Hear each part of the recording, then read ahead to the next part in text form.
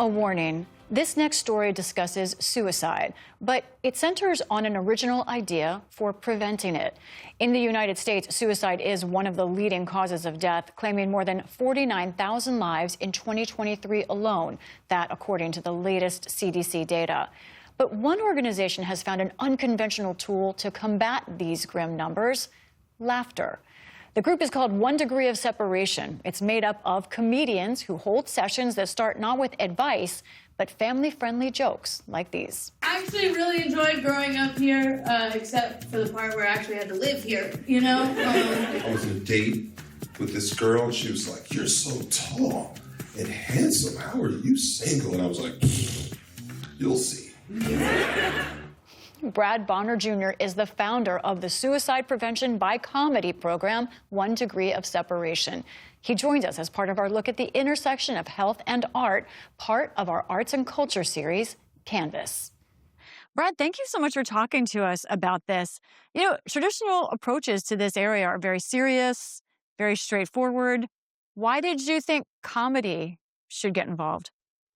A big influence was the biography about Robin Williams that was done after he died by suicide. And I kept waiting for them to talk about his depression or his suicide, and then the documentary was over. They don't even mention a word about it. And it upset me. I thought he would have talked about it. I don't think he would have shied away from this as a topic. I wonder if I could get a group of comics together that would just give a raw, real demonstration and conversation about what depression looks and feels like. You are an advocate, you are a coach, and you're someone who's experienced this yourself. But I wonder, when you get in a room with comedians, when they're talking to folks who maybe haven't opened up even to themselves about this, what does this actually do when it's happening? You know, there's so many steps to dealing with depression. The first one's to talk about it. If you don't get that one, none of the other things happen. And so we hear about people going into a mental hospital or volunteering themselves after they come to one of our events because it encourages dialogue and makes it feel comfortable. One of our comics, Kevin Davis, he's a 20-year Marine Corps veteran, a master sergeant. And until he met us, he had never talked about his depression.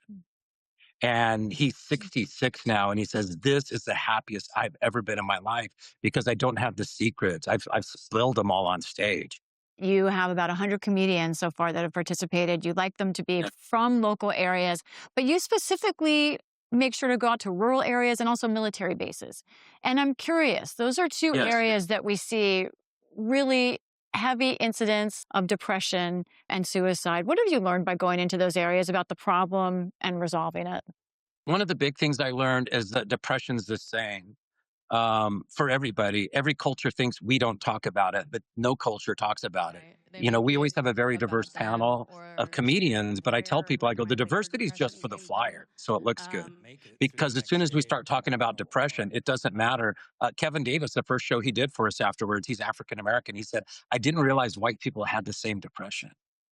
And what I learned is, even in these rural communities, is that we're all first responders for a mental health emergency. The first person for a mental health emergency is not going to be an EMT, a therapist, a doctor. It's going to be your friend, the person next to you. I know you start with the comedy, and then you show these 5 questions. We're going to show them to our viewers now. They center around this idea of what is helpful to you and what is harmful to you, either in your own actions or other people's actions. Why those questions? What do those do? I wrote these down in 2 minutes, word for word. We've given out over 80,000 of these 5 question cards. We have clinics now that their intake questions for all new mental health patients are our 5 questions. Wow. They are all encompassing. They're this big umbrella. They're non-confrontational, and everyone's afraid to have the conversation. Well, here's 5 questions. Ask these 5 questions, shut up and listen, and you'll have an amazing insight into what somebody's depression feels like, the physical part of it, what others do that makes it worse, what others do that makes it better. And then that 4th question, that self-inventory of, well, what do you do that makes it worse? That's looking inward and acknowledging. I isolate, I lie, say I'm fine when I'm not, I drink too much, all of these things that have a factor in it. And then that last question is the positive one. What do you do that makes it better? All those 5 questions, they're simply there to teach people how to have a conversation. Nothing confrontational. They're really just open-ended, simple questions. Brad Bonar, laughter is the best medicine, but laughter along with listening. Thank you for helping us listen. Thank you.